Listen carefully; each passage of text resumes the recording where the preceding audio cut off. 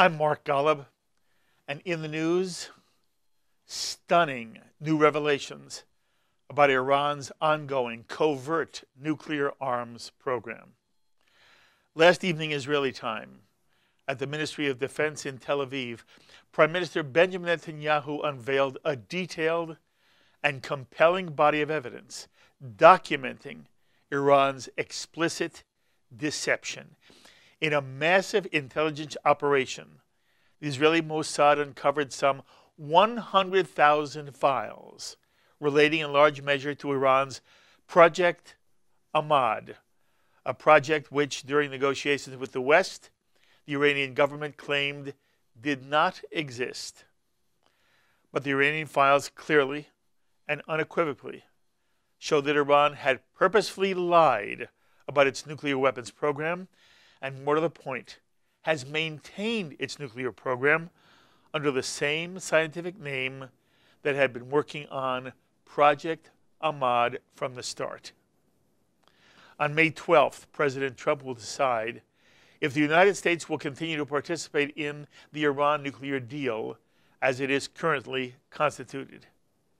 At the close of his remarks, first in English and then in Hebrew, Prime Minister Netanyahu was clearly encouraging the president to withdraw American participation.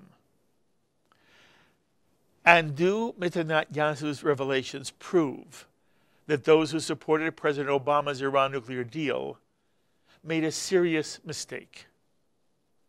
And what are Mr. Netanyahu's revelations about Iran's ongoing nuclear weapons program likely to mean in concrete terms for ongoing American policy and for the policies of other Western governments?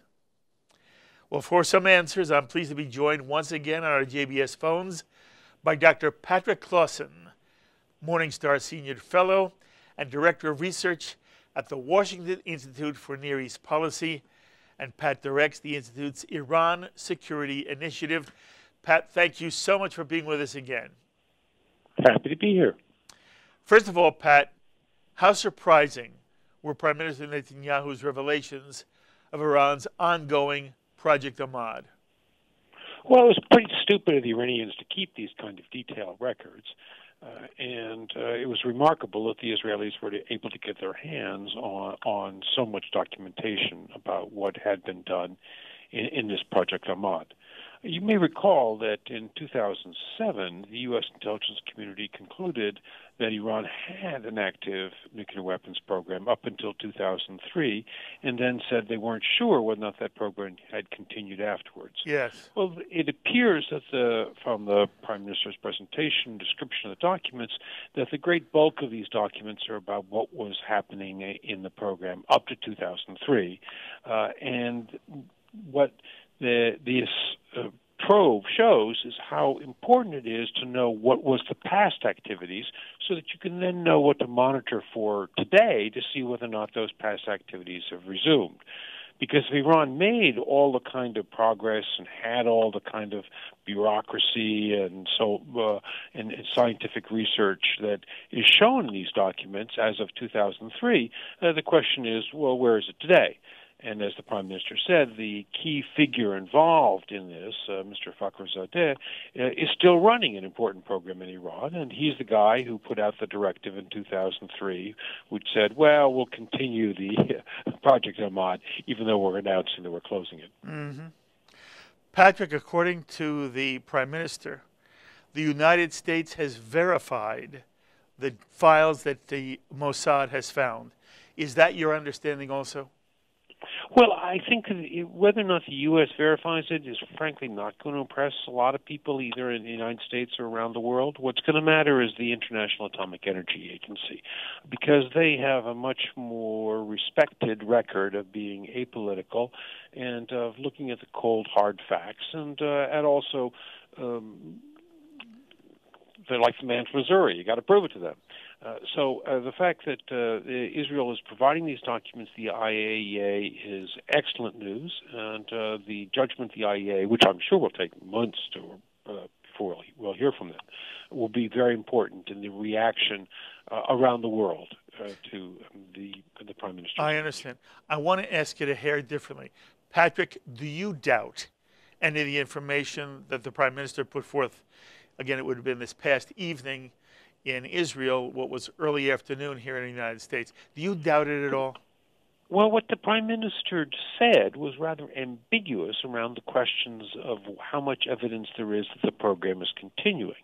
And so the Prime Minister's statement left unclear just how much these documents show that the program has been sustained, or that the records and so on are of relating to the period before 2003. So on that key issue, the Prime Minister's statement was not a model of clarity. Okay. Obviously, what he was arguing was the same leadership that had been heading Project Ahmad up till 2003 was still in charge of a project that was ongoing. What I hear you're saying is you're not exactly sure that is true. Oh, no, that's true. There's no question about that. So what we have is the single most important person for the pre-2003 program has shown up, right? Once again, Mr. Fahisadeh is once again active and going, what's he doing? Why didn't he take early retirement? So we know that the key figures involved. The question is, how much of the records, how many of the personnel, what kind of the infrastructure and so on are still around and active. Okay. What I heard the Prime Minister do was two things, and I want your reaction to them. On the one hand, he tried to show that prior to the Iran nuclear deal, Iran was very much committed to and in the midst of developing nuclear weapons. And one of his main points was you don't hide everything in this mountain if you're working on nuclear material for medicine. So that one thing he was arguing is, don't tell me that Iran wasn't already involved in trying to build nuclear weapons. The second thing he seemed to be saying was that the program they began, they are continuing to do in a covert fashion, and that therefore they remain an active threat today. To what extent do you hear it the same way? To what extent do you feel both claims of the Prime Minister have validity? Well, the first claim about past activities, we've known for some time that the CIA has argued, the IAEA has argued that there were possible military activities. Well, now we know it's not possible. It was really a vigorous and active military program.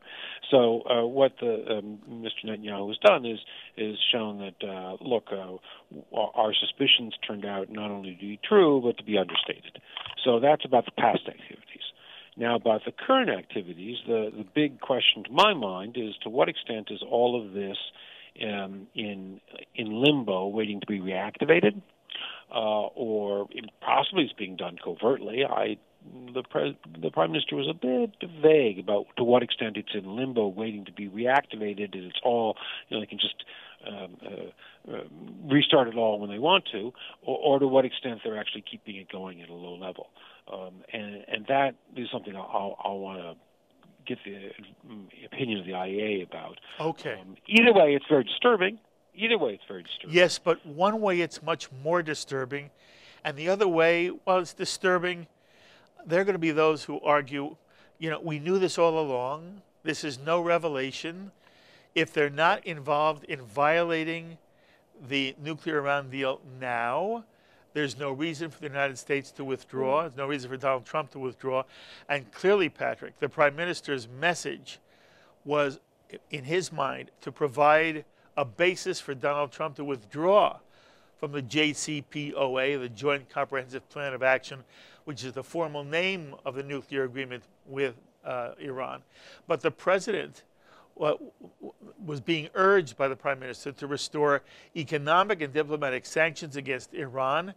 And one of the things I did want you to speak to is, how likely now is it, in your opinion, that the president will do just that, pull out of the Iran nuclear deal and reimpose sanctions on Iran? But that's why it's a big deal. If there's a big difference between whether there is something lying dormant or something that is active. It's Well, a much... actually, we can get into quite a fight about that, because if you look at this, the text of the deal, there's a section called Section T for Tom, and in Section T, Iran makes all these pledges that it will not have plans for how to make nuclear weapons. And my reading of Section T is that if Iran has kept these plans for how to make nuclear weapons, and if Iran's just kept all this stuff in limbo, it's violating Section T. And that certainly Section T, the way it was presented by the Obama administration when they were defending the nuclear deal, was to say that, look, Iran had to give up all that stuff that it had in the past, and Iran has said to us, no, we don't have any of that anymore. It's all gone. So I would read Section T as saying that if Iran's kept that stuff in its computer files, then they're violating the agreement. Now, I'm sure there'll be people who may disagree, because it's these diplomatic agreements are usually ambiguous, so each side can read into it what they want. But Section T, everybody's agreed, has been the toughest thing to verify and the toughest restriction that on Iran's activities. And I think that if Iran's kept the kind of material that the Israelis say that Iran's kept, then this is, to my mind, a straightforward violation of the nuclear deal's Section T. Okay. You helped us enormously, Patrick. Section T is in Thomas, correct? Exactly right. Okay. You told me a moment ago you do not doubt the information that the Mossad has put together, which Prime Minister Netanyahu presented to us. If you don't doubt it, then you do know they have violated Section T of this agreement, correct? Correct. And that would be a gross violation. Yeah, now the question is, does the United States take this to the joint dispute resolution mechanism and say, hey, we got a problem here, or doesn't it? And I would say that you can make a good case that it would be good to cross the T's and dot the I's and do the legal niceties and take this to that joint dispute resolution mechanism. Because the way that the agreement is written, or not an agreement, the way that the joint plan of action, the two sides never agreed to it, they just each announced unilaterally what they were going to do. But anyway, if you take this thing to that mechanism, and everybody else says in the United States, nah, you're wrong, you're exaggerating, the U.S. still has the right to say, well, we disagree. We think this is a substantive violation of the accord, and therefore we're going to send a letter to the Security Council saying that Iran's violating its obligations. And then once the U.S. does that, then the UN sanctions snap back 30 days later unless the Security Council adopts a new resolution.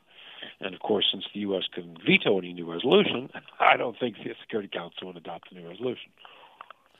Okay. I'm trying to hear you very carefully, and I know, look, you're at the Washington Institute, and while on the one hand, it's a very sophisticated think tank, you have to come on American television. You have to be careful about what you say. So in some part, our audience has to be able to, quote, read or hear between the lines. You've said very clearly, you personally find Section T to be a critical part of the agreement, and it seems to be that Israel has proven Iran has violated Section T of the agreement, and that would lead one to assume the United States not only has the right to say they want to reimpose sanctions, we would expect now Donald Trump, who's been critical of this deal from before he started to run for president, that President Trump will use this information to withdraw. My specific question for you is, whether you agree with Donald Trump, you don't agree with Donald Trump, do you feel America is in a position now where it is likely, I don't know that I can ask you what would you advise the president to do, but is it likely from your perspective that the American administration will use this as a reason, a valid reason, to say They want to reimpose economic diplomatic sanctions, and in essence, they are not going to go forward with the deal as it is written. Well, you got to decide why you're doing that. Because when we put on sanctions the first time, it was clear what the objective was. It was to get Iran back to negotiations. If you put on the sanctions now, what are you aiming at? Are you just trying to punish Iran? Are you trying to slow Iran down in its nuclear program? Or are you trying to get them back to new negotiations? So first you got to decide what's your objective. And then you have to decide, well, all right, will reimposing sanctions help me advance that, or will it cause a wave of sympathy in Europe and the Russians, the Chinese, for the Iranians, and so it won't help that objective? So first, decide. We're playing chess here, we're not playing checkers. So you got to decide, a dozen moves out. Where do you want to be, and how would this action get you there? So yeah, sure, you got the goods of the Iranians for saying they're violating what they pledged to do. Do you want to make use of that, or don't you? Well, that depends on where you expect to be in this chess game 12 moves out. Mm-hmm. It's chess, not checkers, Patrick, right? You got it. Okay. Does Mr. Netanyahu's expose on Iran's Project Ahmad validate, in your opinion, the claims of those who oppose the deal as being either naive or a form of appeasement? Look, a fair number of the people who supported the deal said, we know that Iran was developing a nuclear weapon before 2003. Give me a break. That clearly was the case. Now the question is, well, what the heck are we going to do about it? And if we want to get them to agree to a whole variety of restrictions on their current program, we have to let them keep their mouths shut about what they're doing in the past. That the Iranians simply aren't going to acknowledge what they did in the past. And so if you want an agreement, you got to let them pretend that you got to pass over it in silence. So that was the argument we heard a lot from a lot of people. Said, yeah, we know Iran had a nuclear program, no nuclear weapons program, no question about it. It's just what we have to decide is, are we going to insist that they come clean or not? Now, personally, I thought that coming clean was really rather important. It was important that the Iranian people admit to their own people that they'd lied. The Iranian government admit to their own people they'd lied. And I also thought that it was important that we had a baseline from which we can determine whether and what's going to happen next. But the Obama crowd's attitude was that if we insist on the Iranian government acknowledging what it did in the past, we'll never get a deal. And therefore, we won't get any restrictions on what they can do next.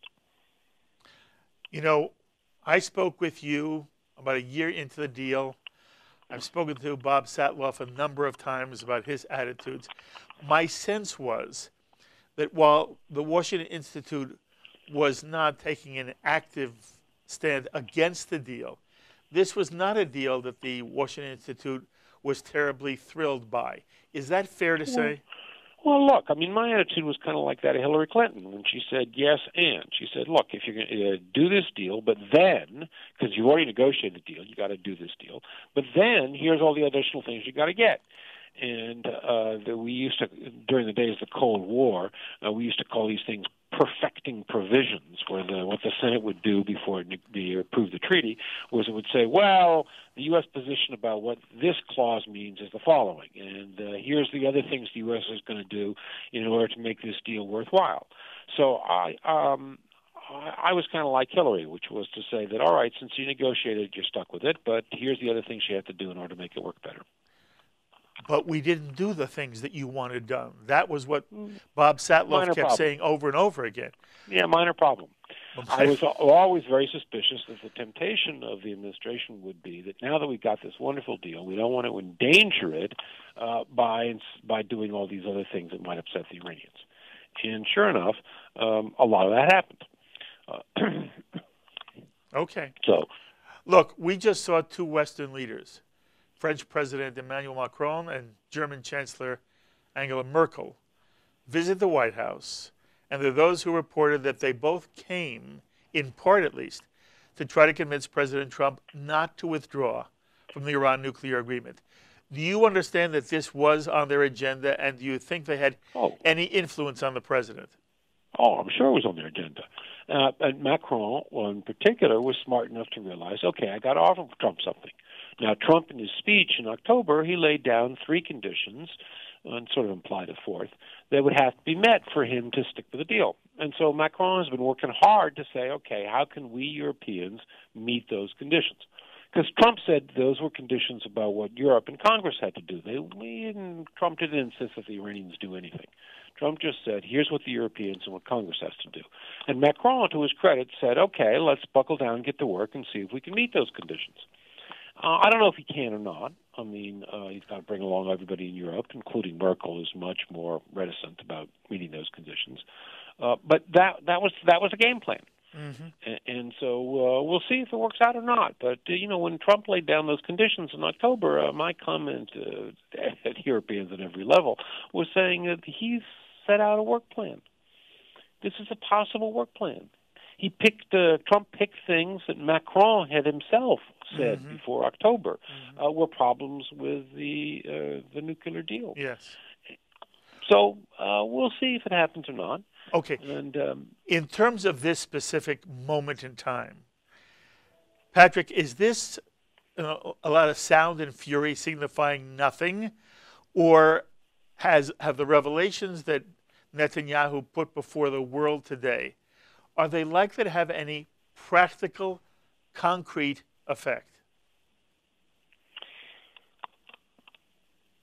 The effect is likely to be greatest once the IAEA gives its judgment, and in particular, if the IAEA's technical staff raises questions that they wish to explore with the Iranians about residual capabilities that Iran's retained and about activities that Iran continues to do, then that will be a set of things which Iran will be under great pressure to answer. And if they don't, there will be a lot of sympathy around the world, including in Europe and including in circles here that were sympathetic to the nuclear deal, to say, "Oops, we got a big problem." Mm-hmm. By the way, are you willing to take a guess, or is that unfair of me to ask of you? I don't know. Mm-hmm. I don't know. I mean, we didn't get enough information from the Prime Minister to know.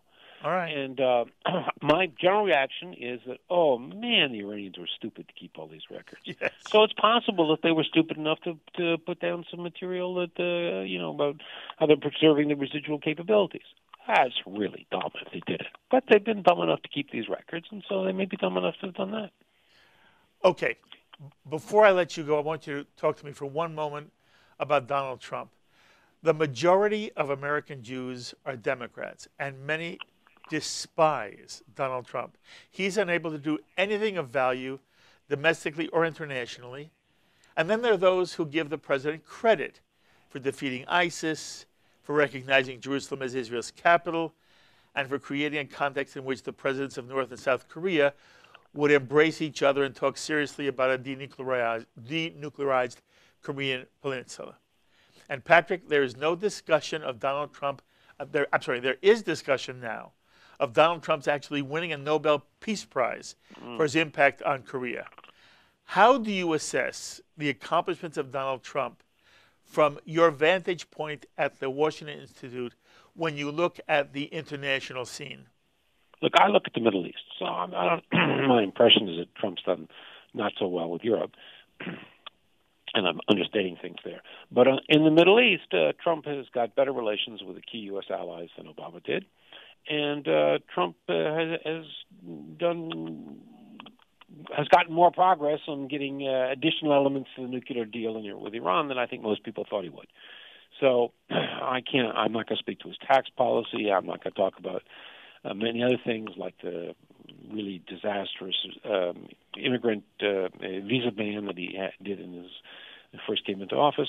But there are a lot of things on Middle East policy that, frankly, he ain't done so bad on. And there's also a lot of things like, Susan Rice had an op-ed that she wrote in the New York Times a couple of weeks ago, in which she said that what Donald Trump is doing is exactly what Obama was doing, and that the two presidents have very similar policies about ISIS and about Iraq and Syria. That happens to be true. So there are many areas in domestic policy where I think Trump has made a dramatic difference in policy. And then there are some areas in the Middle East where he's also like the embassy move, where he's made a big change in policy. But there are also areas where he's pretty much kept up the same policies before. Are you? I didn't catch the comment you made about the embassy. Do you approve of his moving the embassy or not? Oh, I thought that moving the embassy was an obvious thing to do. I thought that the way he did it was not particularly deft. I mean, frankly, I would have prepared the groundwork a lot more about saying, look, it's no big deal. We're just recognizing reality. This is, it's been Israel's de facto capital for a long time. Everybody agrees that the Israelis are going to keep West Jerusalem. What's the big deal? So I would have prepared the groundwork a little differently. I understand.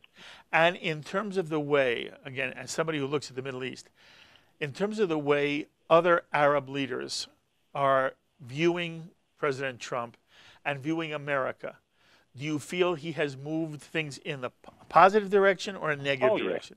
Oh, no, there's no question. It's moved in a positive direction. I mean, if anything, the nervousness in the Gulf and from the Arab leaders now is hey, is he actually going to do all these wonderful things he told us he was going to do, or is he just going to be like Obama in a third term? So, in fact, the nervousness in the Arab world is that maybe Trump will not follow through on all the tough things he said. But those tough things are very popular. It is always a delight to talk to you, Patrick. I appreciate your insight and the fact that you want to be as nuanced as you are, and yet you let me push you. I am very grateful. I'll call you often. No problem. I wish you all the best, and we'll talk soon. Thank you. Thank you very much. Bye-bye. Dr. Patrick Clawson, the Morningstar Senior Fellow and Director of Research at the Washington Institute for Near East Policy. And Patrick directs the Institute's Iran Security Initiative. It's interesting to hear Patrick's perspective. On the one hand, when you watch Prime Minister Netanyahu and he's drawing upon 100,000 files that were discovered and collected by Israeli intelligence, the Mossad, it's a very compelling argument. And when Patrick talks about provision T of the Iran nuclear deal and how all the information that we see there is to one degree or another is a violation of Part T of the Iran nuclear deal, one can understand, certainly from the Prime Minister's perspective, why this should be enough for the West to say Iran does not deserve continued support, but rather it deserves some kind of reimposition of economic and diplomatic sanctions. What was interesting from Patrick's perspective is he says to us, what's your end game? It's not checkers, it's chess. And even if you have a right to impose sanctions, what will it do? And the debate will continue. But it certainly was a dramatic presentation by the Prime Minister today. As always, my thanks to our director, Sloan Copeland. Tisha Bader helped us out on this edition of In the News. And of course, to the producer of In the News, Carol Lilienthal. Until the next time, I'm Mark Golub. Be well, my friends.